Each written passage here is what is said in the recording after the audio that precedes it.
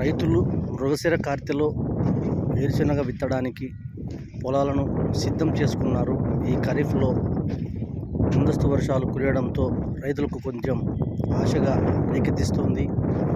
అదేవిధంగా మృగశిర కార్తెలో కాకపోతే ఆరుద్ర కార్తెలో కూడా విత్తనాలు వేసుకునేకి అవకాశం ఉంటుందని వ్యవసాయ అధికారులు సూచిస్తున్నారు.